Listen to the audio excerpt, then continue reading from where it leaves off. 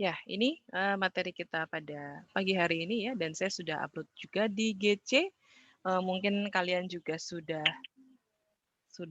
download ya, dan bahkan mungkin ada yang sudah mengerjakan soal latihannya, karena sudah ada yang bertanya ke saya ya tentang soal latihan yang ada di materi ini.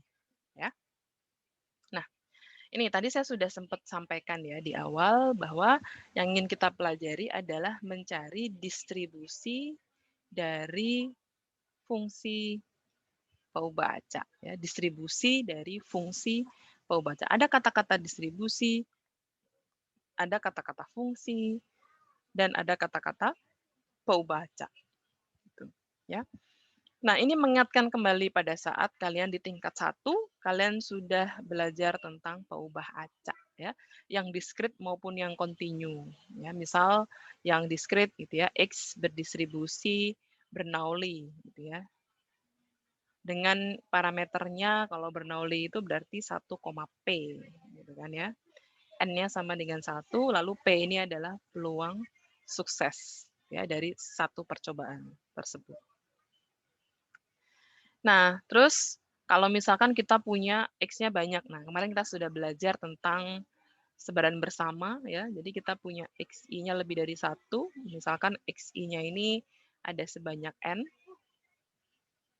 Nah, jadi I-nya ini 1 sampai N gitu ya. Nah, lalu kita punya fungsi ya, fungsi dari XI. Misalkan fungsinya adalah penjumlahan. Jadi saya tulis seperti ini, misalkan fungsinya sigma XI gitu ya. I-nya 1 sampai N kecil. Berarti ini X1 ditambah X2 ditambah X3 ditambah gitu ya, sampai ditambah Xn kecil, kan seperti itu ya. Nah, jadi seperti ini, nanti kita akan cari tahu, sigma XI ini akan memiliki distribusi apa. Gitu, ya. Jadi kalau XI berdistribusi Bernoulli, sigma XI berdistribusi apa? Sigma XI ini kan fungsi ya, fungsi dari XI. Nah, karena dia merupakan fungsi dari paubah acak, maka dia ini juga merupakan paubah acak. Maka dia juga punya distribusi. Nah, distribusinya ini adalah binomial. Gitu, ya. Mungkin kalian bertanya-tanya, kok bisa, Bu? Kenapa kok bisa jadi binomial, Bu? Nah, itu yang akan kita pelajari hari ini, ya. Gitu. Kemudian ada lagi yang sering dalam aplikasi MathStat ya.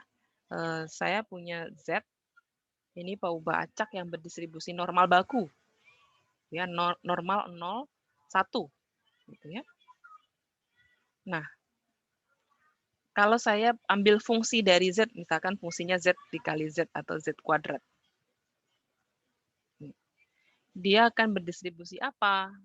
Nah, ini akan berdistribusi Chi-square dengan derajat bebas 1. Dari mana, Bu? Nanti akan kita bahas. Ya. Jadi ini yang dimaksud mencari distribusi dari fungsi paubah acak. Ya. Distribusi dari fungsi paubah acak. Gitu. Ya. Jadi paham ya yang dimaksud materi mencari distribusi dari fungsi paubah acak. Ya. Kita sudah punya paubah acak, ya, yang teoritis, ya, kita sudah tahu diskrit dan kontinu macam-macam ya paubah acaknya. Nah, lalu dari paubah acak itu bisa dibentuk fungsi, maka fungsi dari paubah acak juga merupakan paubah acak dan pasti dia punya distribusi. Nah, ini yang akan kita cari ya, distribusi yang dia miliki itu apa? Distribusi dari paubah acak yang baru itu apa? Ya. Oke, sampai di sini ini pengantarnya dulu ya, bisa dipahami ya. Oke. Nah, ada 3 cara atau 3 teknik ya untuk mencari distribusi atau sebaran dari fungsi paubah acak. Nah, tadi saya sudah sampaikan di pengantar ya, kalau kita punya paubah acak lebih dari 1 ya, misalkan di sini ada sebanyak N kecil, yang kemudian kita bisa ambil sebuah fungsi dari paubah acak itu menjadi paubah acak yang baru. Misalkan kita simbolkan paubah acak yang baru adalah Y. ya. Y ini adalah fungsi dari Paubacak asal. Gitu ya. Nah, kita bisa mencari distribusi atau sebaran atau PDF ya. Sebaran atau distribusi atau PDF dari Y dengan 3 cara ini ya. Jadi cara yang pertama adalah teknik CDF ya, distribution function technique. Ini yang akan kita pelajari pada pertemuan hari ini. Kemudian teknik yang kedua adalah teknik transformasi. Dan nanti yang ketiga ini tambahan ya. Tambahan yang akan saya berikan yaitu teknik MGF ya. Pada saat di pengantar teori peluang saya yakin kalian sudah belajar juga ya teknik MGF ya. Jadi nanti di sini akan menggunakan pemahaman itu ya untuk kita gunakan di mencari sebaran atau distribusi dari fungsi Paubacak. Oke, ya.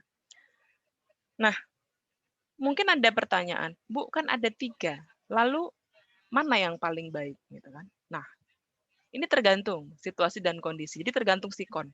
Ada kalanya teknik MGF ini lebih mudah dibanding yang lain, gitu ya. Tapi pada kasus lain, teknik transformasi yang lebih mudah, gitu ya. Nah, biasanya kalau Y-nya ini merupakan fungsi yang berupa penjumlahan dari Paubacak asal, maka teknik MGF yang digunakan. Gitu, ya.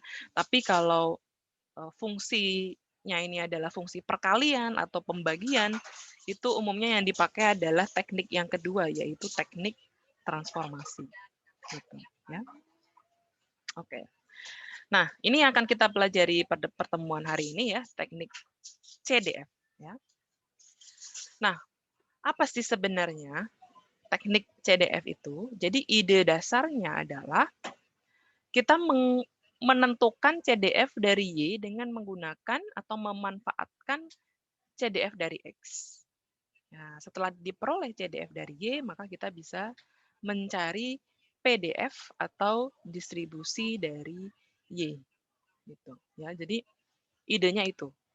Karena kita punyanya adalah X ya, Paubacak asal, nah maka kita cari CDF dari X ya untuk memperoleh CDF dari Y.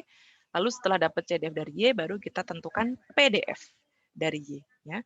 Kalian masih ingat ya kalau punya CDF dari suatu Paubacak kita bisa peroleh PDF-nya itu dengan cara diturunkan ya kalau continue, kemudian dengan cara dicari selisihnya ya kalau discrete kan gitu ya. Oke. Ya. Nah, ide dasarnya itu. Nah, ini saya ingatkan kembali bagaimana menghitung CDF. Jadi kalau misalkan kita punya ya UX tadi ya, fungsi dari X ini lebih kurang dari sama dengan Y, atau Y lebih dari sama dengan UX. Untuk nilai X-nya dari X kecil 1 sampai X kecil 2, maka kita bisa hitung ini ya. Kalian lihat di sini, CDF itu simbolnya selalu begini ya, F-nya F besar. CDF ini F-nya F besar. Kalau F-nya kecil, namanya PDF ya. Jadi ini F-nya besar. F besar YY berarti CDF dari Y dengan batas atasnya Y kecil. Nah, ini diperoleh dengan cara integral, karena continue ya, integral PDF dengan batas bawahnya X1, batas atasnya X2. Sehingga seperti ini. Ya, sama saja kita menghitung kumulatif dari X dengan batas atas X2 dikurangi kumulatif dari X dengan batas atasnya X1. Ya. Ini kan kumulatif dari X dengan batas atas X2 dikurangi kumulatif dari X dengan batas atasnya adalah X1. Gitu, ya. Nanti bisa dibuka-buka lagi ya catatan di tingkat 1 pada saat belajar teknik peluang. Oke. Nah, kalau kita sudah peroleh CDF dari Y, maka kita turunkan ya ini terhadap Y untuk memperoleh PDF dari Y. Gitu, ya. Nah, ini memanfaatkan CDF dari X untuk mendapatkan CDF dari Y ini harus hati-hati ya. Kalau fungsi dari X-nya ini merupakan fungsi yang increasing, atau fungsi naik, maka berlaku ini. Ya. Sedangkan kalau U-nya ini merupakan fungsi yang decreasing, maka berlaku yang ini. Kalau yang increasing, kalian bisa lihat ya, ini F besar Y sama dengan peluang Y besar kurang dari Y kecil. Ini selalu menulisnya seperti ini ya, CDF ya, ingat ya. Peluang Y besar kurang dari Y kecil, Y besarnya disubstitusi ya dengan UX. Nah, lalu dicari inverse-nya. Jadi di sebelah kiri pertidaksamaan ini ya, di sebelah kiri itu harus merupakan suatu paubaca. Nah, seperti ini ya. Di inverse maka di sini menjadi peluang X kurang dari. Ya. Karena kita mau memanfaatkan CDF dari X, maka bentuknya harus X kurang dari. Nah, kalian masih ingat ya, peluang X besar kurang dari X kecil. Nah, ini itu adalah CDF dari X kecil. Kan gitu ya. Jadi bentuknya harus kurang dari ya, X kurang dari. Nih ya. X kurang dari U inverse Y. Jadi ini dicari inverse-nya. Nah, ini kalau increasing function. Bagaimana kalau decreasing function? Step dari sini sama, dari sini sama. Nah, begitu dicari inverse-nya, tanda pertidaksamanya berubah. Ini ya, kalian bisa lihat ini dibalik tanda pertidaksamanya karena fungsinya ini UX-nya ini fungsi turun ya atau nilainya minus ya, nilainya negatif. Maka ini tanda kurang darinya menjadi lebih dari, ini menjadi U inverse Y. Nah, tapi perhatikan ini kan bentuknya lebih dari. Padahal kan kita mau menggunakan CDF atau kumulatif kurang dari ya, maka bentuk peluangnya ini kita ubah ke dalam bentuk 1 min gitu ya. 1 min peluang X kurang dari U inverse Y gitu. Ya, jadi lebih darinya sudah berubah menjadi kurang dari ini ya, 1 min peluang kurang dari. Jadi ini yang akan kita gunakan CDF dari X ya, CDF dari X gitu ya.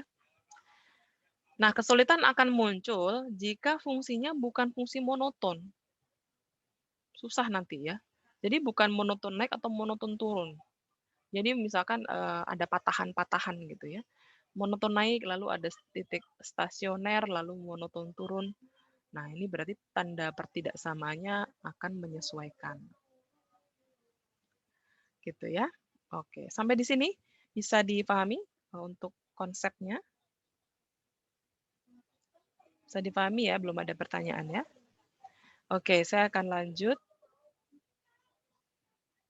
Nah, ini kita lihat contohnya ya. Misalkan diketahui F besar X atau CDF dari X adalah 1 min eksponen min 2X. Nah, X-nya antara 0 sampai tahingga. Kemudian paubacak yang baru, yaitu Y. Y ini fungsinya adalah eksponen dari X. Ya. Eksponen dari X. Nah, kalau X-nya 0 sampai tahingga, kira-kira eksponen dari X itu monoton naik apa monoton turun? Coba. Monoton naik atau monoton turun? Kalau X-nya 0 sampai Naik, tahingga. Bu. Naik, Bu. Monoton naik, Bu. Naik, Betul, Bu. betul, betul. Yes, that's right. Yes.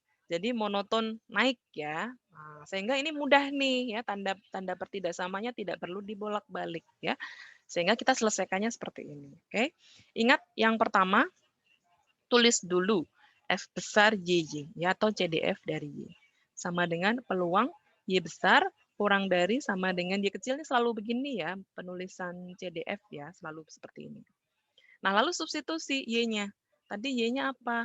Oh, eksponen X. Oke, substitusi ke sini ya. Langkah berikutnya kita cari inverse-nya ya, sehingga yang di sebelah kiri ini bentuknya menjadi X gitu ya. Nah, ini kalau saya coba jabarkan ya, di sini eksponen X kurang dari sama dengan Y. Jadi ini saya tulis di sini ya. Nah, ini bagaimana ya agar yang di sisi kiri ini bentuknya X gitu. X kurang dari sama dengan. Oh, kita lenkan ya, dilenkan.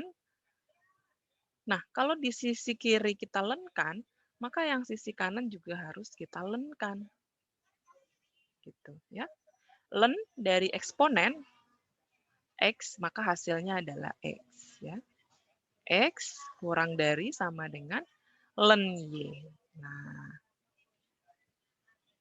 ya sudah benar berarti ya kita sudah lega nih, berarti bentuknya sudah X kurang dari. Jadi kita bisa gunakan CDF ya dari X. Oke, nah bentuknya seperti ini. Ya. Nah, ini ya. X kurang dari sama dengan ini sebenarnya adalah F besar X dengan batas atasnya len Y. Nah, ini CDF dari X. Ya. Sini, tinggal kita substitusi X-nya ini dengan len Y. Gitu ya. Jadi kalau kita substitusi, ini menjadi 1 min eksponen min 2 len Y ya. Maka ini sama dengan 1 min eksponen. Nah, ini bisa kita buat seperti ini nih. Len Y pangkat min 2. Nah, seperti ini. Ya. Nah, ini sama dengan 1 min eksponen len. Eksponen len ya berarti ini ya, tinggal yang di sininya aja. Maka ini Y pangkat min 2. Nah, ini ya. Ini adalah apa? FYY atau CDF dari Y ya. Tapi belum selesai ya. Batasnya harus menyesuaikan dong. Kalau awalnya tadi X-nya 0 sampai tak hingga karena ada eksponen ini, maka batas Y-nya adalah E pangkat 0 kurang dari Y kurang dari E pangkat tak hingga. Gitu ya. Nah, ini sama dengan E pangkat 0, 1 ya. 1 kurang dari Y kurang dari tak hingga. Oke, jadi seperti ini nih ya. Seperti itu. Oke. Ya. Jadi seperti ini ya. Apakah sudah selesai? Belum, karena ini adalah CDF dari Y, baru CDF-nya. Kita belum peroleh PDF-nya. Bagaimana memperoleh PDF-nya? Adalah dengan diturunkan. Ya. Jadi turunkan terhadap Y, seperti ini, maka hasilnya adalah 2Y pangkat min 3. Ya, dengan batas Y-nya adalah 1 sampai tak hingga. Oke. Nah, seperti ini. It's very easy, it's very simple. Ya, sangat mudah dan sangat sederhana. Caranya, konsepnya gampang sekali ya. Jangan lupa ditulis CDF-Y-nya dulu, lalu ditulis bentuk peluangnya, lalu disubstitusi, lalu dicari inverse-nya, lalu ini disubstitusi ke dalam CDF dari X. Jadi kita memanfaatkan CDF dari X untuk memperoleh CDF dari Y. Gitu. Ya, lalu kita turunkan sehingga didapatkanlah sebaran atau PDF atau distribusi dari Y. Gitu ya. Jangan lupa domainnya harus disesuaikan. Gitu ya. Sampai di sini ada pertanyaan mungkin? Atau bisa diikuti ya penjelasannya ya. Oke, kalau belum ada pertanyaan, saya akan lanjut contoh berikutnya ya. Bentar. Next. Oh, harus diubah arrow dulu. Oke. Nah, ini contoh kedua. Nah, contoh kedua ini berbeda dengan contoh yang pertama tadi. Ini sedikit agak susah ya, karena di sini X-nya ini distribusi normal baku. Ya. X berdistribusi normal baku. Berarti saya tulis di sini X berdistribusi normal 01 ya. 01. Saya sebenarnya kurang serak warna hijau nih ya, kurang terang ya sepertinya. Saya ganti magenta deh. Nah, kalau X berdistribusi normal 01, PDF-nya apa? Coba, saya mau dengar suaranya. Chris. Halo, Chris.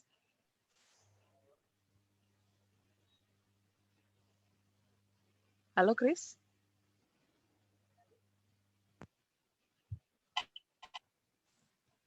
Chris Egi. Egi. Halo, Egi. Ya, Bu. Iya. Apa PDF dari normal Baik, Bu. baku? 1 per 1 per halo? Akar 2pi. Akar. Terus? Kurang tahu, Bu. Lupa ya? Ini nggak boleh lupa normal baku. Ya, distribusi normal itu kan yang paling banyak digunakan ya. Jadi harus diingat-ingat. Nanti buka lagi catatannya tingkat 1 ya, Kris ya. Yang pengantar teori peluang coba dilihat lagi. Ya, Bu. Sebaran-sebaran baik diskrit maupun kontinu PDF-nya seperti apa. Itu nggak boleh lupa itu ya. Oke, thank you ya. Jadi seperti ini ya, 1 per akar 2pi eksponen min X kuadrat per 2. Ya, jadi ini PDF-nya dari X. Nanti kalau ujian nggak dikasih tahu loh PDF-nya. Hanya dikasih tahu distribusinya apa. Jadi kalian harus tahu PDF-nya. Kalau nggak mati lampu. Wassalamualaikum, bye-bye, goodbye. Ya, tidak bisa mengerjakan kalau tidak hafal PDF-nya. Karena tidak akan dikasih tahu PDF-nya. Ya. Oke, seperti ini. Ini adalah PDF dari X. Nah, sehingga ketika kita mau mencari sebaran dari Y, ya, Y-nya ini adalah X kuadrat, jadi ditentukan Paubacak yang barunya atau Y-nya ini adalah X kuadrat. Jadi normal baku dikuadratkan. Ya. Berarti kita tulis di sini, FYY sama dengan peluang Y-nya tadi X kuadrat, ya peluang X besar kuadrat kurang dari sama dengan Y kecil. Nah, ini harus hati-hati ya. Kalau normal baku, ini kan dia dari min tahingga sampai tahingga ini. Berarti kan ada yang monoton naik, ada yang monoton turun. Ya, karena ada nilai yang di region ini ya, min tahingga sampai 0, ada yang 0 sampai tahingga. Kan kalau kita gambar kurva normal ya, nah, kan normal baku ya, kurva normal baku. Ini titik tengahnya di sini 0, lalu yang di sini nilai-nilai yang negatif, lalu yang di sini nilai-nilai yang positif, gitu kan. Nah, berarti ini monoton naik, di sini ada monoton turun, ya. Jadi harus hati-hati. Nah, sehingga ini kalau mau dicari inverse-nya, berarti tandanya nanti ada lebih dari, ada kurang dari, ya, dan Y-nya ini ada plus minus, gitu, ya.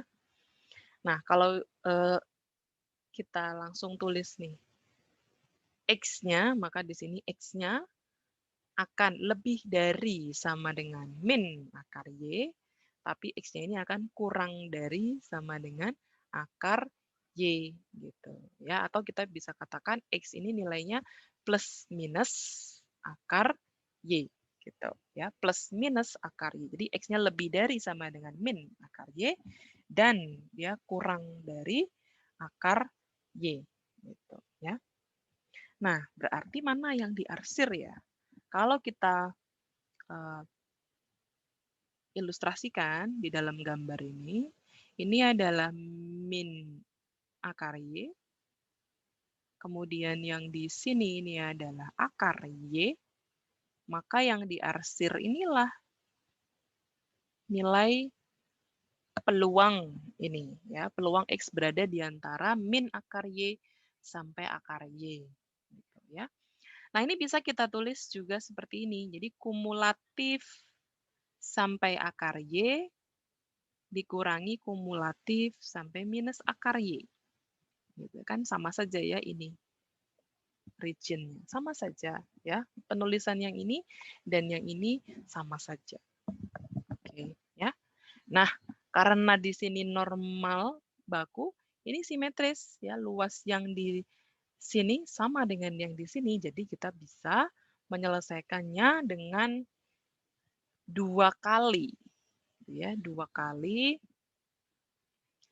kali peluang 0 kurang dari X kurang dari akar Y. Gitu ya. Bisa seperti ini. Karena simetris ya. Jadi 2 kali peluang X berada antara 0 sampai akar Y. Seperti ini. Ya, 2 kali integral batas bawahnya 0, batas atasnya akar Y, fx dx. Fx-nya tadi. Gitu, ya. Oke, nah kemudian bagaimana penyelesaiannya? Ini penyelesaiannya X kuadrat ini bisa dimisalkan ya menjadi U, sehingga nanti hasil akhirnya seperti ini. Ini ada step yang saya lompatin, ya. Ini ada step-step di sini yang saya lompat langsung ke hasil akhir. Nanti bisa kalian coba telusuri ya penurunannya. Jadi saya berikan clue, X kuadratnya ini dimisalkan menjadi U. Ya, U sama dengan X kuadrat. Nanti hasilnya seperti ini. Integral 0 sampai Y, 1 per gamma setengah, dikali 1 per akar 2U, dikali eksponen min setengah U DU. Gitu. Ya. Nanti diingat lagi ini kemampuan kalkulus ya yang harus dikeluarkan. Skill kalkulusnya nanti dikeluarkan. Bagaimana mengubah dari sini ke sini ya. Nah, kalau dilihat ada yang pernah lihat bentuk seperti ini kira-kira PDF-nya siapa ya? Gamma, Bu. Gamma, betul. Betul ya, Gamma. Kalau masih ingat ya, PDF dari Gamma. Misalkan saya ambilnya Gamma, Alpha, Beta gitu ya. Gam Alpha, Beta, PDF-nya adalah 1 per Gamma Alpha dikali Beta pangkat Alpha gitu ya, dikali X pangkat Alpha min 1 dikali E pangkat min X per beta. Gitu. Ya, ini beta ya ini. Eksponen min X per beta. Dan ini nilai X-nya dari dari 0 kurang dari X kurang dari tahingga. Gitu ya. Jadi kalau kita lihat di sini.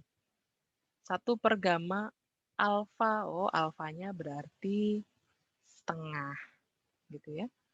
Lalu 1 per beta pangkat betanya berarti 2 pangkat setengah ya.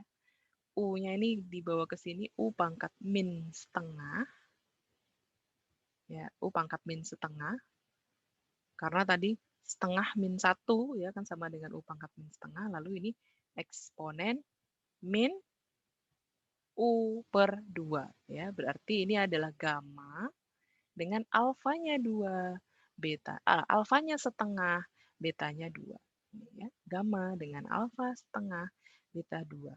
Dan ini merupakan CDF karena kan tadi batas bawahnya 0. Batas atasnya harusnya tahingga kan, tapi di sini batas atasnya Y. Berarti ini ya, ini CDF dari gamma setengah koma 2 dengan batas atasnya Y. Nah, ya. Ini CDF dari gamma. Berarti Y ini berdistribusi gamma. Ya. Gamma setengah koma 2. Alfanya setengah, betanya 2. Gitu, ya. Nah, ini akan sama dengan distribusi chi-square dengan derajat bebas 1. Gitu. Ya. Kok bisa, Bu? Jadi sebenarnya nih, chi-square, distribusi chi-square dan gamma itu ada hubungannya. Ya.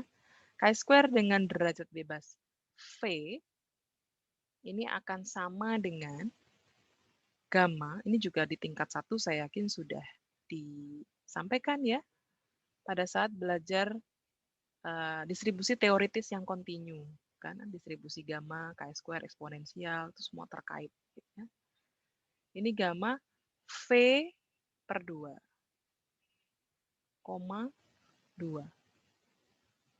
Oke, jadi kalau kalian ketemu dengan distribusi gamma, dengan betanya sama dengan 2, lalu alfanya adalah bisa diubah ke dalam V per 2 seperti ini, maka ini chi-square V. Contoh ya. Contoh, saya punya distribusi gamma, misalkan 2,2.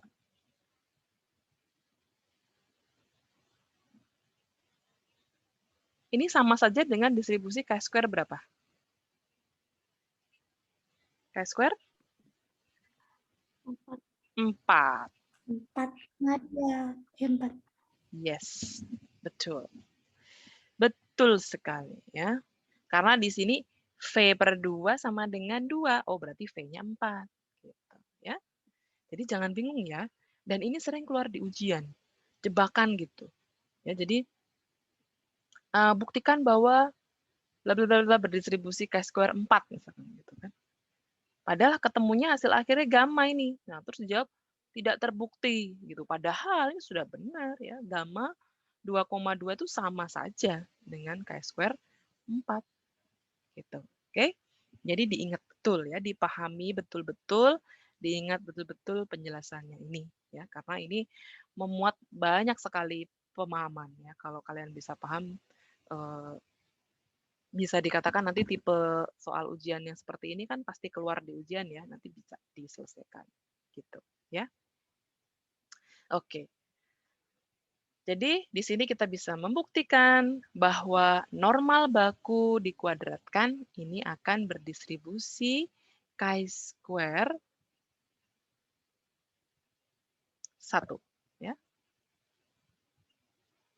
Gitu. Ya. Jadi normal baku kuadrat itu akan menghasilkan distribusi baru, yaitu distribusi chi-square dengan derajat bebas 1. Gitu, ya. Nah, ini selalu keluar di soal komprehensif. Kebetulan soal kompre itu yang membuat saya dan Bu Efri ya untuk peluang dan statistik inferensial itu yang buat soalnya saya sama Bu Efri. Jadi saya kasih clue ke kalian soal seperti ini nih hampir selalu keluar. Hampir selalu keluar di kompre ya. Jadi nanti mungkin pertanyaannya gini, oh pernyataan di bawah ini yang benar adalah gitu kan. Normal baku halo tes.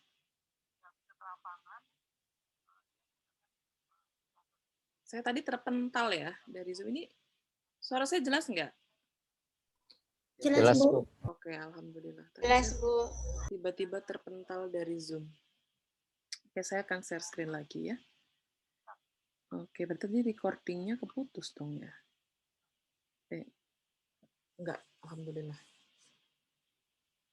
Oke, ya. Jadi saya ulangi ya tadi untuk tipe soal seperti ini hampir selalu dipastikan keluar di soal kompre ya. Jadi misalkan pertanyaannya pernyataan di bawah ini yang benar adalah gitu ya.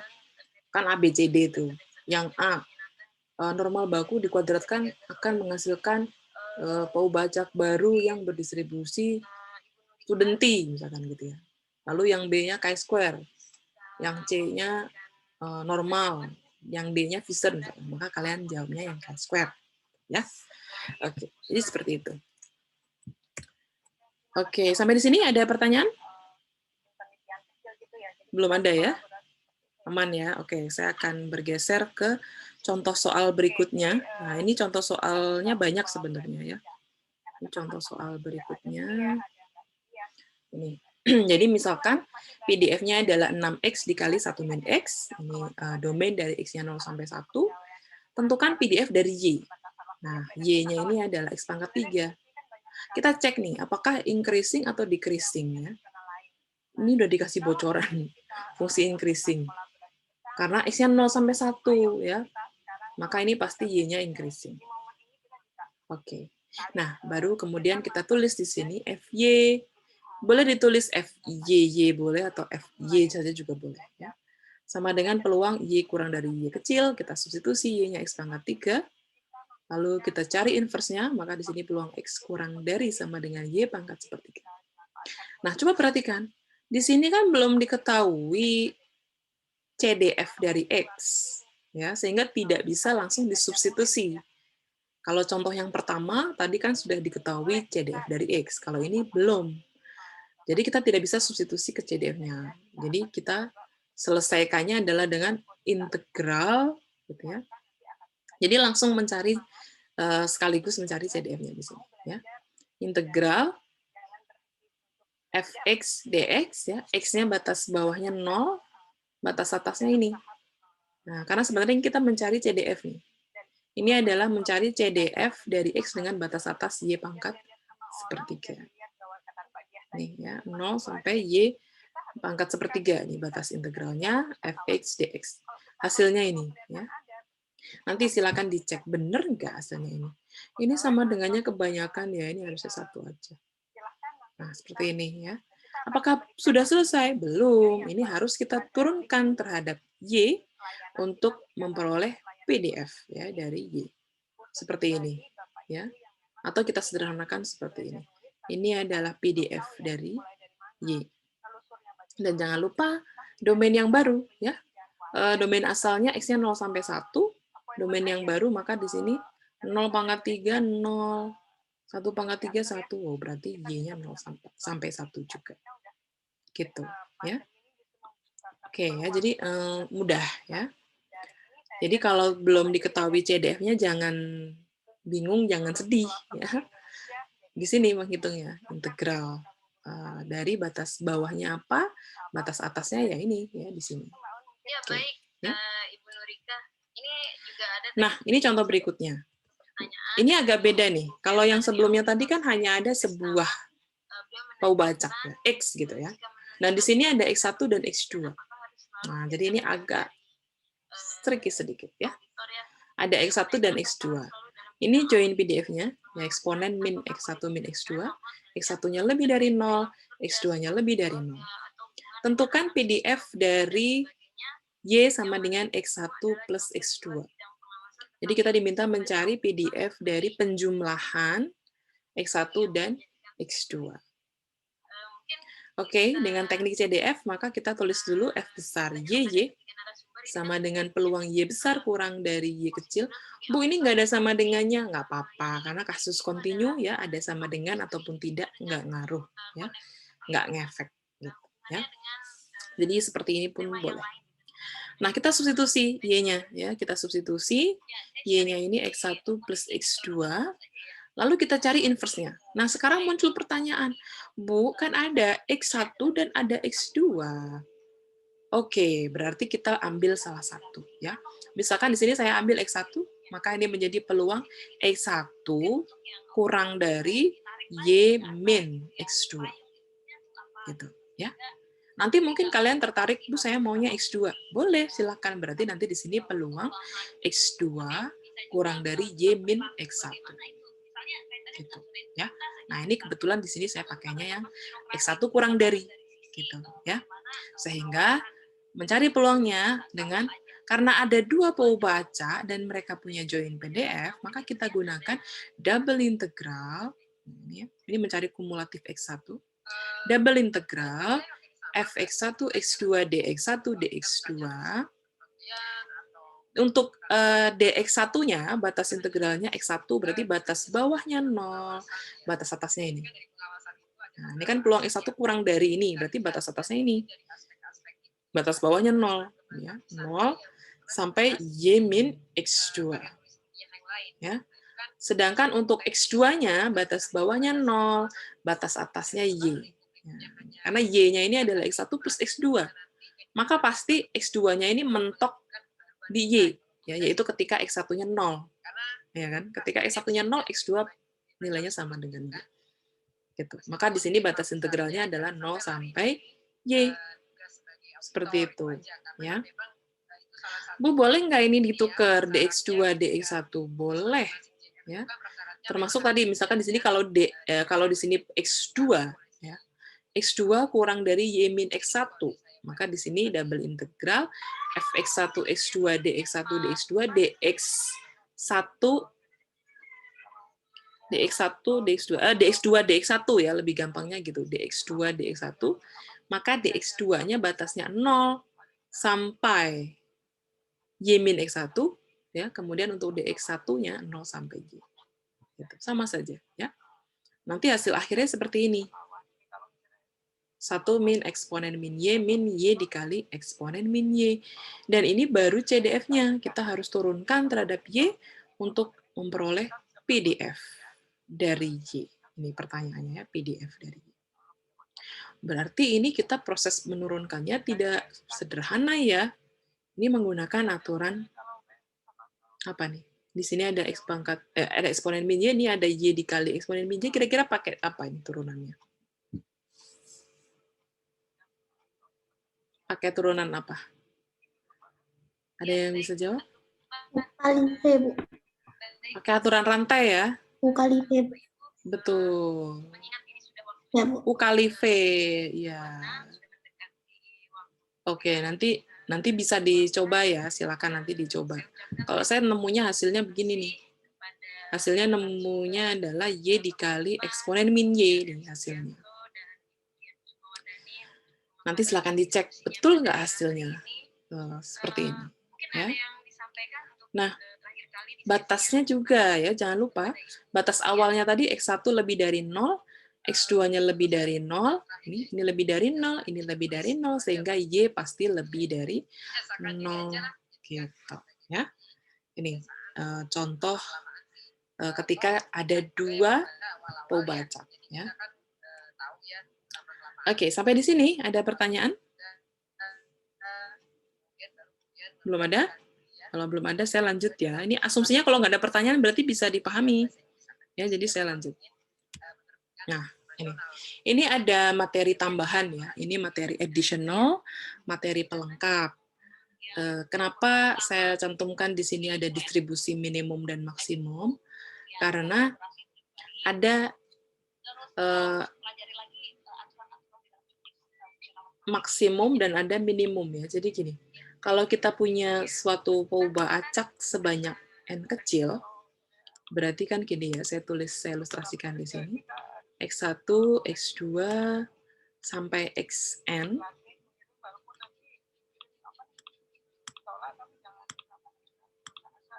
Nah, seperti ini ya. Nah, ini kan merupakan Poubacak ya. Sebenarnya dari Poubacak ini dia punya nilai minimum dan nilai maksimum. Tapi kita nggak tahu. Apakah yang X1 yang minimum, apakah Xn yang maksimum, we don't know. Kita nggak tahu ya, karena mereka berupa random variable.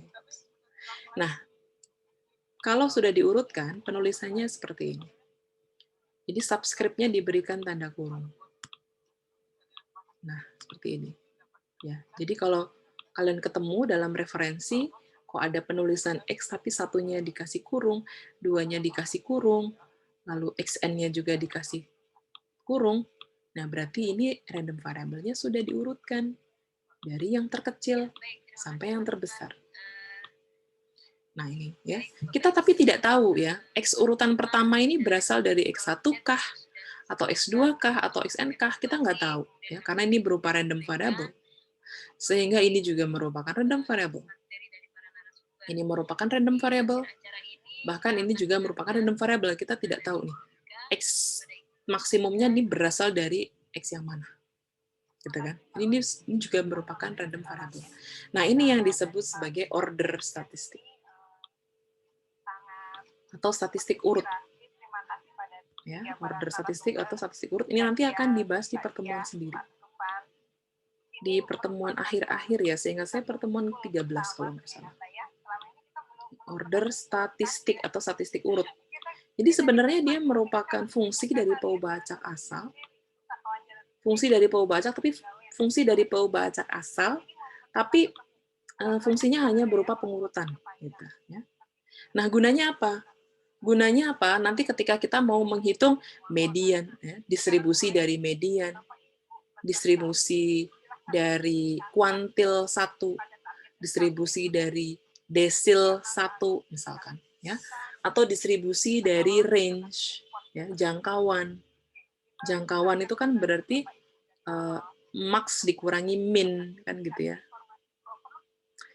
Nah, ini ada yang menuliskan X urutan pertama ini sebagai Y1.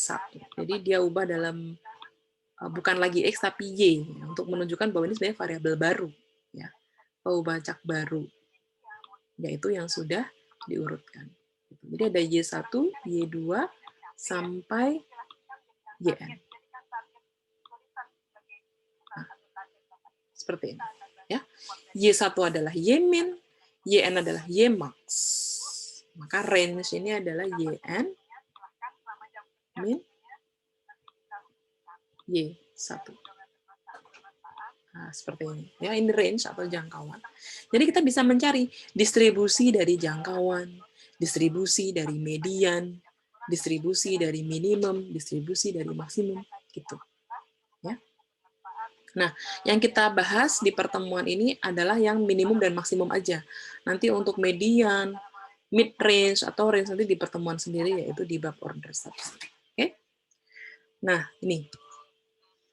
Untuk YN atau Y-max, nah ini simbolnya, ini ya, Y besar N tadi, seperti ini. Ini merupakan maksimum dari X1 sampai XN. Ya. Nah, ini rumus CDF dari Y-max. Jadi kalian tidak perlu bingung, ya Bu, ini dari mana sih? Nanti akan dijelaskan di order statistik. Jadi yang penting sekarang kalian paham bahwa ini adalah rumus untuk mencari CDF dari Y-max. Gitu ya.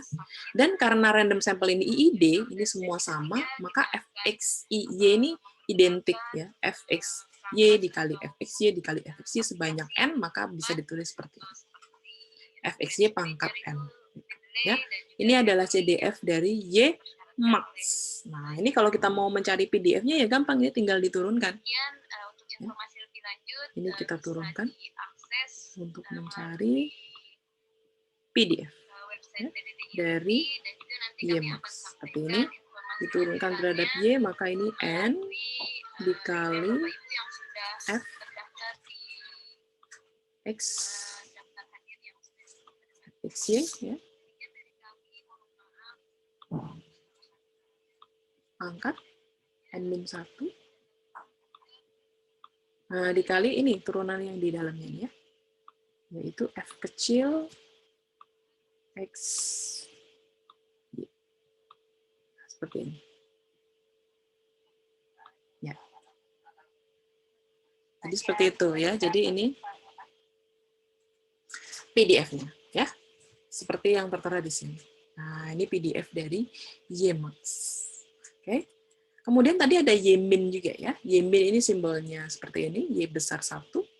Ini adalah rumusnya, nanti dijelaskan detailnya di order statistik, ya. Sekarang kalian yang penting tahu bahwa ada Y-min dan Y-max, lalu ini adalah bentuk CDF dari Y-min. Ya. Kemudian karena random sampel-nya ini identik dan independen, maka ini bisa ditulis 1 min FXY pangkat M. Ya, menjadi 1 min dalam kurung 1 min FXY pangkat M. Ya. Ini juga, ini CDF-nya, maka kita bisa turunkan untuk mencari PDF dari Y-min. Ya. F kecil Y1Y sama dengan, nah ini turunan dari ini, berarti apa? Min N, ya, dikali 1 min F besar X Y pangkat N-1 dikali turunan yang di dalam kurung, ya, yaitu min F kecil XY. Ya, oke. Seperti ini, ya. Ini min dan min bisa dikalikan jadi plus, ya, sehingga hasil akhirnya adalah N dikali 1 min FXY pangkat N-1 dikali FXY, ya. Ini adalah PDF dari Y-min. Nah, bedanya dengan yang Y-max tadi di sini. Kalau Y-max tadi di sini adalah FXY. Kalau Y-min di sini 1 min FXY. Ya. Bisa ditulis seperti ini. Nah, aplikasinya contohnya ini. Misalkan umur hidup sebuah bola lampu berdistribusi eksponensial dengan rata-ratanya 100 jam. Jadi rata-rata umur hidup atau lama hidup ya sebuah bola lampu adalah 100 jam. Kemudian ada 10 bola lampu dipasang bersamaan. Jadi N kecilnya ada 10. Pertanyaannya adalah, bagaimana distribusi dari umur hidup bola lampu yang mati pertama? Nah, berarti yang umur hidupnya paling pendek. Ya kan? Umur hidupnya paling pendek. Oh, berarti kita diminta mencari distribusi dari Y-min. Gitu. Ya, jadi ini mencari distribusi dari Y-min. Jadi kita diminta mencari F kecil Y1. Gitu, ya. Dan berapa harapan umur hidupnya? Berarti kita juga diminta mencari ekspektasi dari Y1. Nah, oke. Caranya gimana? Gampang. Kalau yang ini berarti tinggal kita substitusi ke rumus tadi. Ya, ke rumus yang sudah kita peroleh di slide sebelumnya tadi. Seperti ini. Ya. Jadi kita tulis dulu, XI ini adalah umur hidup bola lampu KI yang dia diasumsikan berdistribusi eksponensial, sehingga PDF-nya adalah 1 per beta, ya, betanya 100, 1 per beta dikali eksponen min X per beta. Nanti di ujian juga gitu ya, jadi kalian nggak akan dikasih tahu PDF-nya, kalian hanya dikasih tahu gini, XI berdistribusi eksponensial 10 misalkan. Nah, PDF-nya ya kalian harus tulis sendiri, jadi harus ingat bentuk PDF. Ya. Kalau di sini beta, berarti Fx-nya adalah 1 per beta dikali eksponen min X per beta. Ya, dan jangan lupa batas X-nya ya 0 sampai tahingga. Ya, 0 sampai tahingga. Seperti ini. Ya. Ini, kalau tadi betanya 100, ya 1 per 100, eksponen min X per 100. X-nya lebih dari 0. Nah, CDF-nya kita bisa cari juga. Ya. Integral FT dt. Batas bawahnya 0, batas atasnya X. Hasilnya ini. Kemudian kita bisa cari FY1Y tadi ya, kita masukkan ke rumus tadi tuh, PDF dari Y min N dikali 1 min Fx Y1 ya. Fx Y1, maaf Fx Y aja ya. Pangkat N-1 dikali Fx Y. F kecil ya, F kecil XY. Gitu, tinggal disubstitusi. Ini yang di sini diketahuinya F besar X, X, oh berarti nanti tinggal disubstitusi ini X-nya dengan Y. Gitu, ya. Lalu F kecil X, X, ya berarti nanti ini kita substitusi ini dengan Y, gitu, dan diselesaikan hasilnya. Ya. N-nya tadi 10. Nah, kalau kita lihat, ini 1 per 10, eksponen min Y per 10. Oh, ini eksponensial juga. Ya, dengan beta sama dengan 10. Maka, Y1 ini berdistribusi eksponensial dengan parameternya beta ya, sama dengan 10, dan nilai harapan, ingat ya, nilai harapan dari eksponensial sama dengan beta. Ya. Jadi, nilai harapannya sama dengan 10 juga. Gitu ya, ini contoh dari penggunaan distribusi minimum ya dan maksimum. Nanti mungkin pertanyaannya beda gitu. Dalam kasus lain mungkin ditanya hitung atau tentukan distribusi dari umur hidup bola lampu yang bertahan terakhir. Gitu. Berarti dia apa? Yang umur hidupnya paling lama. Nah, berarti nanti di sini menghitung F kecil Y besar N, ya, atau PDF dari Y max. Ya, oke, bisa dipahami ya sampai di sini ya. Ada yang ditanyakan mungkin? Sampai di sini? Belum ada? Oke, kalau belum ada saya lanjut. Kemudian kita juga bisa menggunakan teknik CDF untuk mencari sebaran atau distribusi dari jumlah dan selisih dua buah random variable. Misalkan di sini ada X dan Y, ya, dua buah random variable. Kita bisa mencari sebaran dari Z dan V. Z ini penjumlahan X dan Y, V ini selisih dari X dan V. Ini ada rumus umumnya. Kalian bisa langsung gunakan rumus umum ini untuk mencari PDF dari Z maupun V. Kita lihat dulu yang Z ya. Yang Z ini penjumlahan dari dua buah random variable. Bagaimana caranya? Pertama, kita hitung dulu join PDF dari X dan Y. Ya, kita hitung dulu FXY. Nah, ini ya. Dihitung dulu join PDF-nya.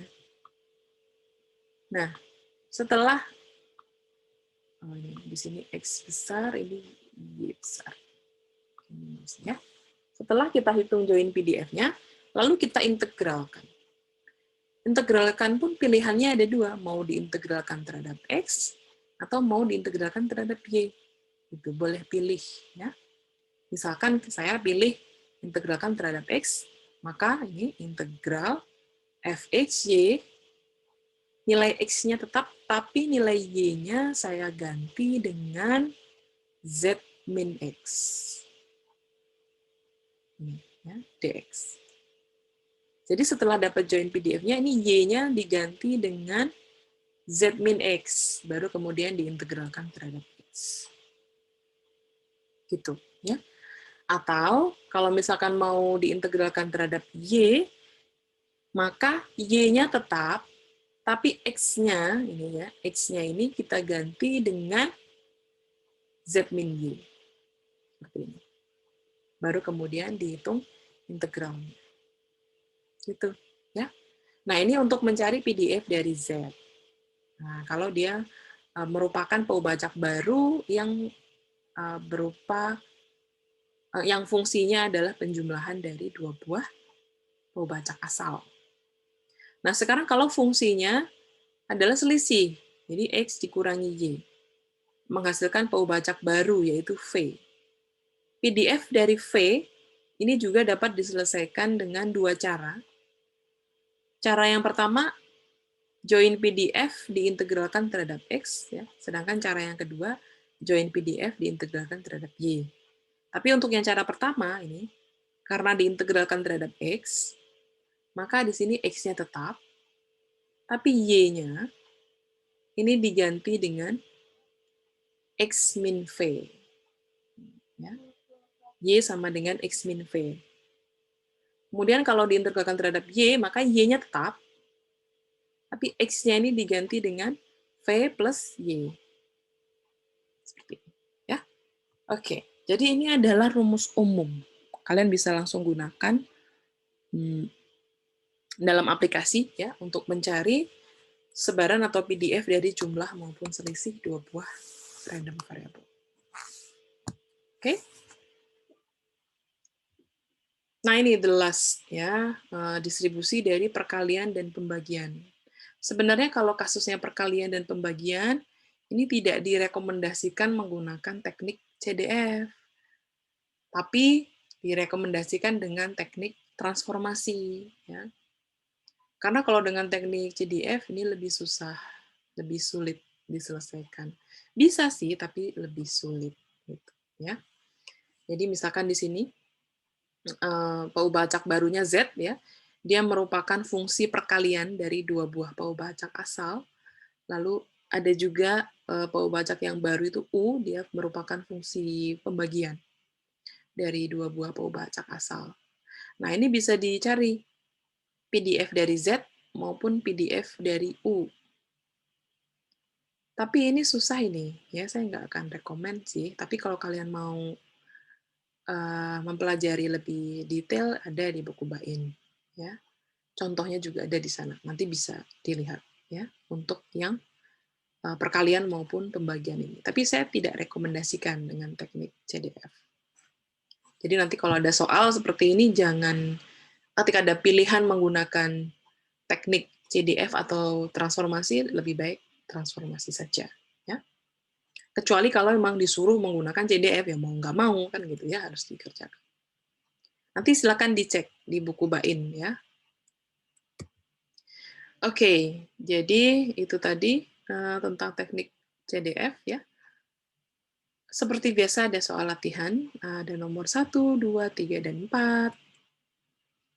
Yang nomor 1A ini untuk responsi hari ini, jadi ini mudah sekali ya. Ini hanya ada satu Poubacak X. Kemudian dengan teknik CDF diminta mencari PDF dari Y, berarti nanti ini langsung seperti yang contoh 2 ya. Seperti yang contoh 2.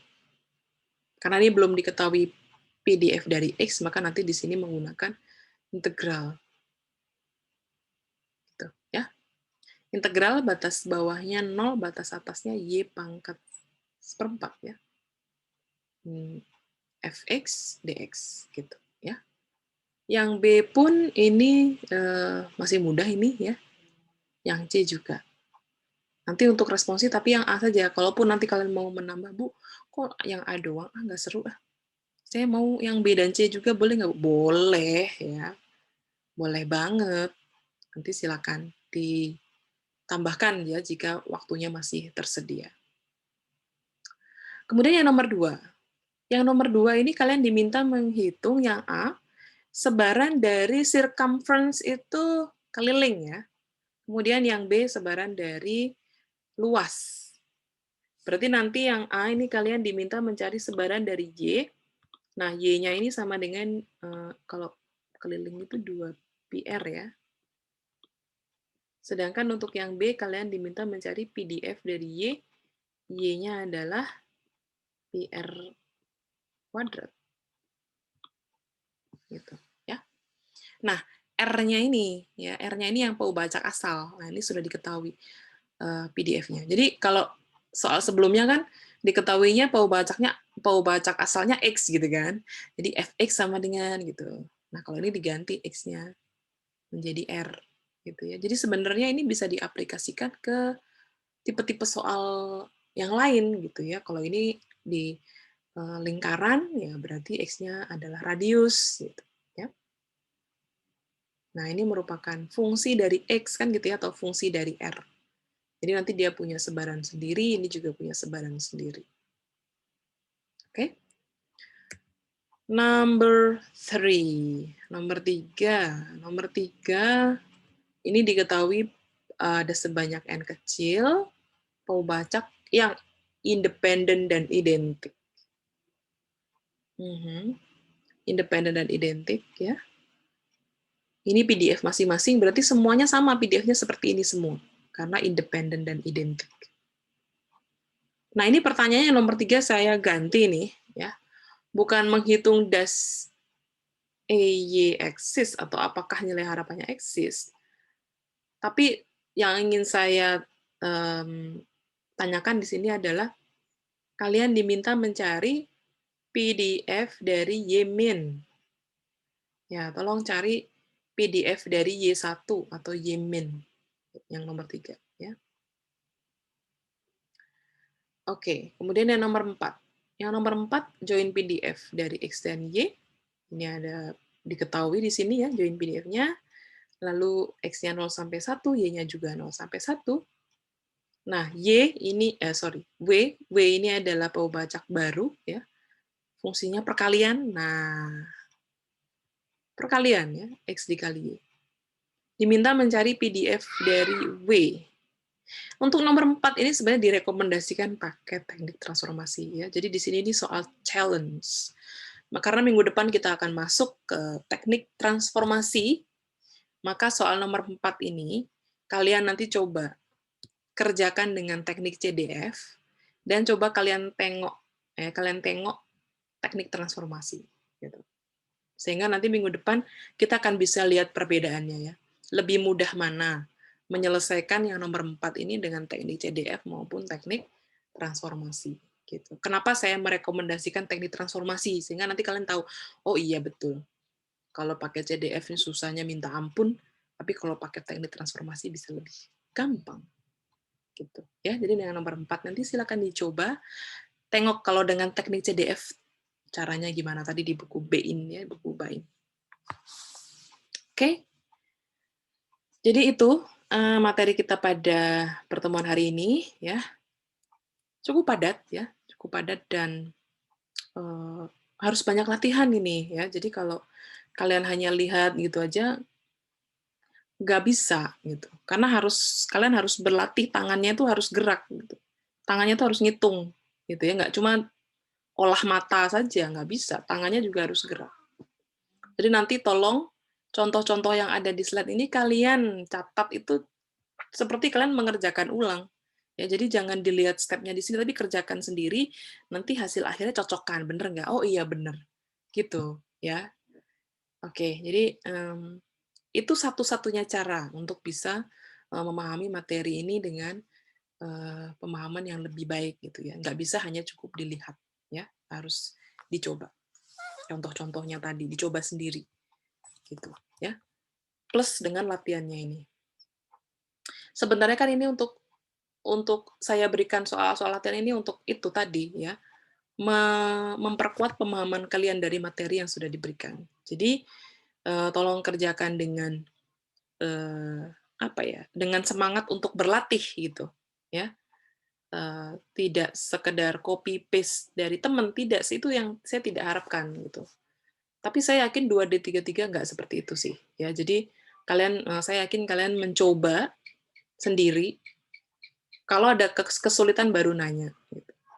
Sebenarnya itu mentalitas ya, mentality dari sebagai seorang pelajar gitu, mahasiswa. Jadi apa ya? Kalian coba evaluasi ya itu, self evaluation. Kalian evaluasi diri sendiri. Coba. Saya kalau ngerjakan soal pertama kerjakan yang example tadi ya, yang contoh-contoh tadi itu. Kalian kerjakan ulang. Itu ketika kalian bisa mengerjakan sendiri tanpa melihat pembahasan dan tanpa melihat hasil, kalian itu bisa meningkatkan tingkat kepercayaan diri itu 200% gitu. Believe me. Ya, kalau kalian mencoba sendiri tanpa melihat pembahasan ya, tanpa melihat kunci, kalian kerjakan sendiri, kemudian hasilku ini. Benar nggak sih? Coba lihat di slide. Oke, hasilnya sama. Nah, itu akan meningkatkan tingkat kepedean gitu ya, tingkat percaya diri kalian tuh langsung naik 200 bahkan 300%. Oke, saya bisa nih gitu ya. Nah, kalau udah tingkat kepedeannya tinggi seperti itu, udah merasa oke, saya berarti paham, lanjutkan dengan mengerjakan latihan gitu ya. Karena di latihan kan belum ada pembahasannya, sehingga di situ kalian akan merasa lebih tertantang gitu mencari jawaban. Nah, kalau nggak bisa, mentok baru nanya gitu ya. Itu cara untuk bisa membuat kalian paham dan ini apa ya, meningkatkan itu tadi ya, kapasitas diri gitu. Saran saya untuk setiap pembahasan statistika inferensia dalam tiap pertemuan, materi itu harus dikuasai pada pekan yang sama. Karena di pekan berikutnya kan sudah berganti dengan materi yang lain. Nah, nanti kalau yang ini belum paham, ketambahan lagi, belum paham lagi, ketambahan lagi, akhirnya apa? Begitu pas ujian merasa tidak siap. Itu sangat sering terjadi dan hampir selalu terjadi. Ya, ada kejadiannya seperti itu. Dan itu bagaimana caranya? Ya tadi itu, ya. Pemahaman untuk satu materi selesai pada pekan yang sama. Gitu. Ya, jadi kalian coba tadi exercise, udah bisa, coba latihannya. Selesai latihan di pekan yang sama. Oke, saya sudah paham. Kalau belum paham nanya, selesai pada pekan itu, oke, minggu depan saya siap dengan materi yang baru gitu. Ya. Jadi seperti itu ya. Ini sudah pertemuan keempat. Oke, jadi kalau kemarin yang ada yang masih menunda-menunda mengerjakan latihan, ini sudah pertemuan keempat. Saya ingatkan kembali. 3 pertemuan lagi sudah UTS. Kalau kalian masih menunda-menunda lagi, saya tidak kebayang betapa beratnya beban nanti di akhir. Gitu loh, ya. Jadi kan niatnya tidak untuk membebani mahasiswa. Bahkan saya juga tidak tahu tuh bagaimana ya kalau terbebani dengan banyak tugas dari banyak mata kuliah. Gitu. Nah, makanya latihan ini kan saya buat per pertemuan. Diselesaikan di pekan yang sama dengan pertemuan itu. Dan nanti pun itu akan saya kompilasi. Saya ambil sebagai komponen tugas. Kan sudah enak banget ya. Itu sudah sangat membantu mahasiswa itu menurut saya. Karena kalian sambil latihan, kalian nggak ngerasa bahwa itu latihan kalian itu saya ambil sebagai komponen tugas, kan gitu. Saya tidak memberikan tugas baru, kan. Saya dari latihan-latihan ini aja yang kalian kerjakan. Gitu, ya. Jadi, ya mudah-mudahan itu bisa meningkatkan kemampuan kalian itu. Ingat, sebenarnya justru yang paling penting ya, dari outcome pembelajaran itu adalah ketika kalian bisa menilai diri kalian sendiri. Oke, saya sudah paham. Oke, saya bisa. Gitu.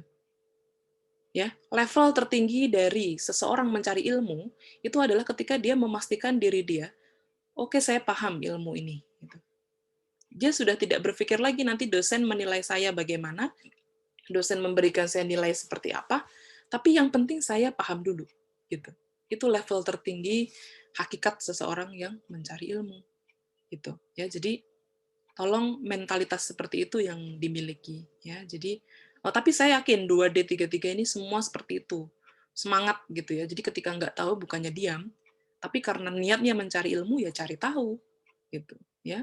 Atau yang ketika seharusnya sudah tahu, tapi kok sekarang belum tahu. Nah, berarti kemarin harus dievaluasi dong ya. Aduh, kemarin berarti saya ngapain aja ya?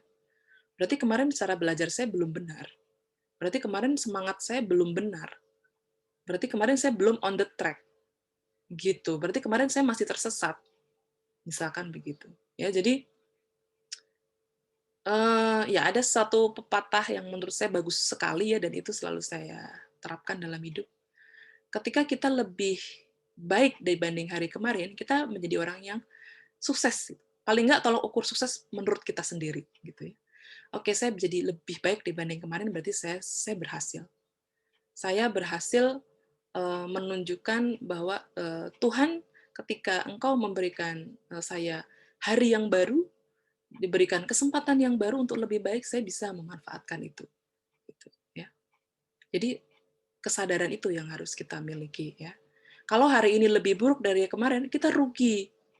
Ya, diberi kesempatan, ditambah umur, ditambah usia, diberikan kesempatan kok lebih buruk lah. Berarti kan rugi. Gitu, ya. Termasuk ketika yang sama dengan kemarin itu rugi juga, apalagi yang tadi rugi banget, yang ini rugi gitu ya. Kalau lebih buruk tuh rugi banget. Gitu. Kalau sama ya rugi juga, kan diberi kesempatan harusnya bisa lebih baik. Ya. Jadi itulah perlunya kita selalu introspeksi ya, dan mengukur diri sendiri, itu yang saya selalu tekankan kepada mahasiswa. Termasuk saya ya, dulu saya jadi mahasiswa itu saya tidak berkaca teman saya bagaimana, enggak. Fokus saya adalah saya bagaimana. Teman saya bisa, oh dia pinter, kok dia bisa ya gitu. Saya tidak iri, tidak. Tapi saya nanya pada diri saya sendiri, berarti apa ya yang belum saya lakukan? Padahal kemampuan kami sama, ya, sama-sama makan nasi juga, sama-sama memiliki waktu 24 jam. Dia bisa menguasai kok saya tidak. Kira-kira apa ya yang belum saya lakukan?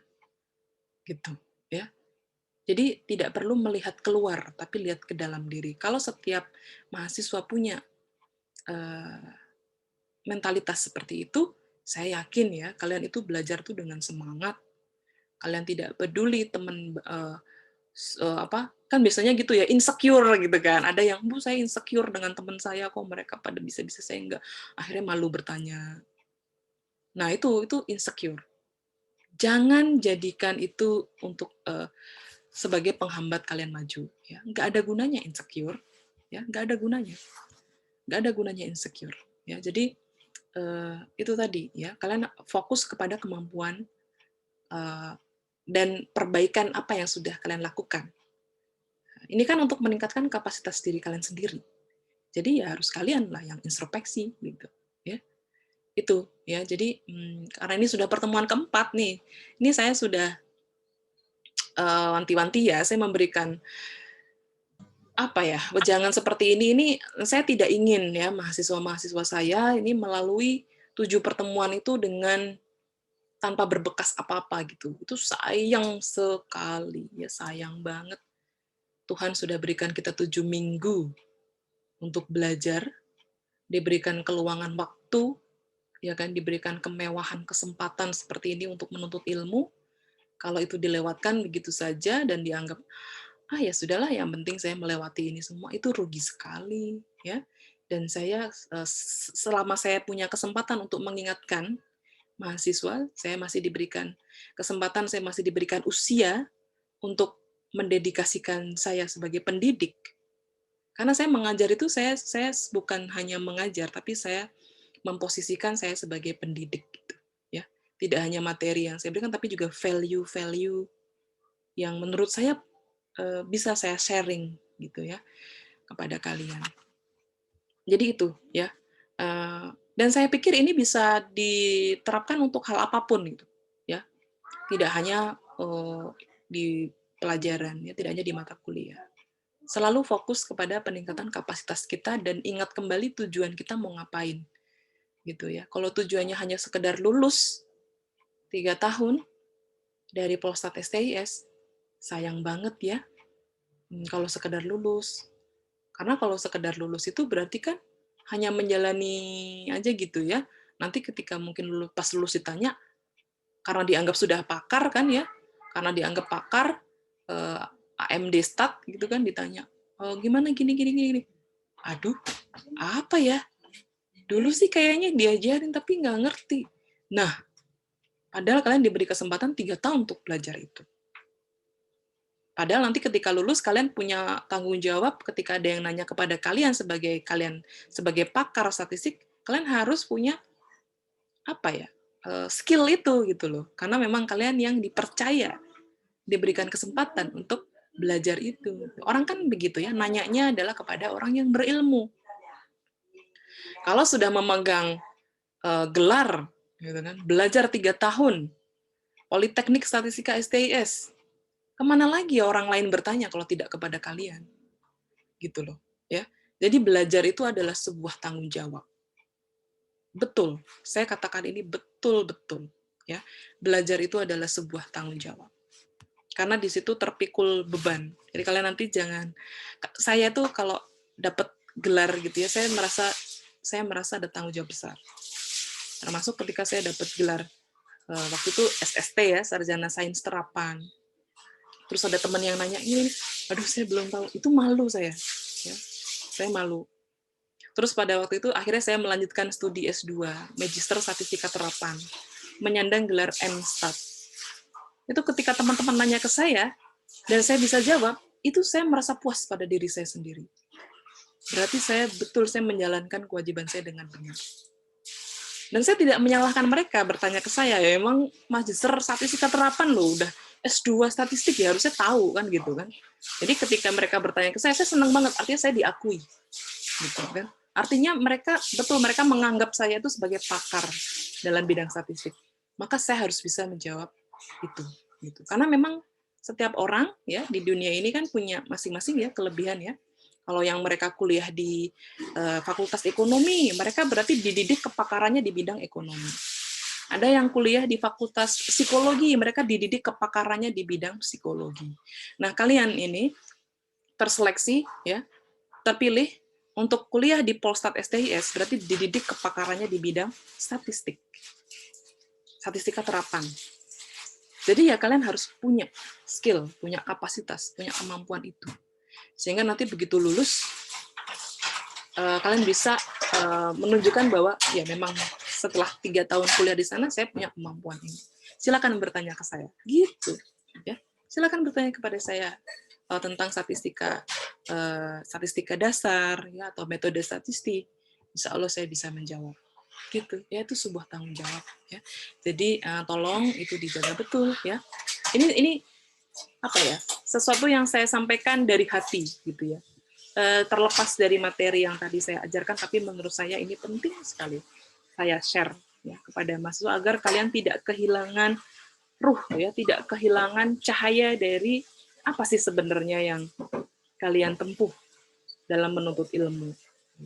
Ya, jadi jangan sampai proses menuntut ilmu itu menjadi beban, ya, atau menjadi suatu hal yang sia-sia, ya, karena itu ada tanggung jawab terpikul di balik itu, gitu, ya. Mungkin itu ya untuk pertemuan keempat. Jadi yang belum menyelesaikan atau yang kemarin masih menunda-nunda, mungkin bisa introspeksi lagi. Ya. Sebenarnya tujuan belajar saya apa? Ya. Oke, mungkin seperti itu. Ya, mudah-mudahan ke depan bisa kita, ya, saya dan kalian juga selalu bisa lebih baik ya dibanding hari kemarin, agar kita termasuk orang-orang yang beruntung, ya, dan orang-orang yang tidak rugi, ya, karena kita sudah diberikan kesempatan hari yang baru, hari yang baru, hari yang baru. Setiap hari itu kan hari yang baru. Setiap hari adalah kesempatan, ya. Jadi harus selalu lebih baik dibanding hari kemarin. Oke, seperti itu ya. Mohon maaf ini untuk yang pertemuan ini kok banyak banget wejangannya di akhir-akhir. Oke, saya stop share. Nanti link recordingnya ini akan saya upload ya di YouTube seperti biasa, dan nanti saya tautkan linknya di GC. Ada mahasiswa yang bertanya ke saya, ini ada satu lagi nih. Ibu, kenapa Ibu menjelaskan full di Zoom dan kami juga harus memutar di video? Kenapa nggak Ibu berikan saja video lalu Zoom-nya tinggal tanya jawab? Ada yang bertanya seperti itu. Tahun lalu ya, ada yang bertanya waktu awal-awal PJJ itu. Ada yang bertanya seperti itu. Nah, kenapa saya bukan tipe dosen yang memberikan video di Google Classroom, kemudian silakan menyimak sendiri, nanti Zoom-nya tanya jawab? Saya tidak seperti itu, saya nggak bisa. Kenapa? Karena ketika saya serahkan mahasiswa untuk menonton sendiri video itu, saya tidak tahu mahasiswa ini paham apa enggak, gitu. Ya. Jangan-jangan dia membayang-bayangkan sendiri gitu kan. Jangan-jangan maksudnya membayang-bayangkan sendiri menurut pemahaman dia yang kapasitasnya belum di situ, jadi harus tetap dibimbing. Ya, harus tetap dibimbing. Itulah kenapa saya Zoom-nya itu saya jelaskan materinya full di Zoom. Bahkan tanya jawabnya juga di Zoom. Gitu, ya. Nah, nanti kalau misalkan mau memutar ulang silakan ya, karena link recordingnya saya sertakan ya. Ini untuk membantu teman-teman yang tadi yang susah masuk karena jaringan ya, atau ada kendala lain ya, seperti itu ya. Jadi menurut saya ini yang paling efisien dan efektif ya, serta saya memastikan saya memberikan materi yang seragam dan mahasiswa mendapatkan materi yang seragam dari dosen. Karena banyak juga tuh, saya awal-awal dulu pakai video, ada yang ini nih mahasiswa kelihatannya banyak tuh yang nge-view kan, tapi durasi nge-view-nya misalnya cuma 5 menit gitu. Ada yang durasi view-nya cuma 10 menit ya, berarti kan dia cuma buka di awal dan di akhir. Tengah-tengahnya nggak tahu tuh disimak apa enggak, kan saya jadi berpikir, waduh, view-nya sih banyak, tapi kok cuma nyetelnya 5 menit, kok cuma 10 menit, kan ketahuan ya itu dari durasi view-nya. Gitu. Jadi saya memutuskan untuk biarlah yang video itu adalah video recording, dan gunanya adalah untuk tadi ya, merewind atau mengingatkan ya, ketika misalkan ada yang belum dipahami, ada yang terlewat. Tapi penjelasan materi saya berikan di Zoom full ya, agar kalian semuanya mendapatkan porsi yang sama, mendapatkan penjelasan dan waktu yang sama dari saya. Seperti itu ya. Oke, mungkin seperti itu. Oke, teman-teman.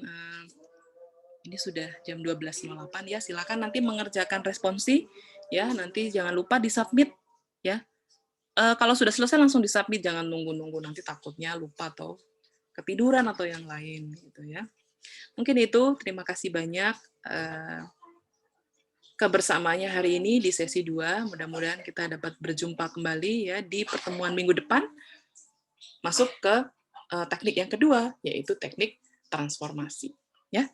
Sekian dari saya, terima kasih, selamat siang. Assalamualaikum warahmatullahi wabarakatuh. Waalaikumsalam warahmatullahi wabarakatuh. Terima kasih banyak, Bu. Terima kasih, Bu. Terima kasih, Bu. Ya, sama-sama. Terima kasih, Bu. Sama-sama. Stay safe, stay healthy ya. Oke, saya izin Zoom-nya.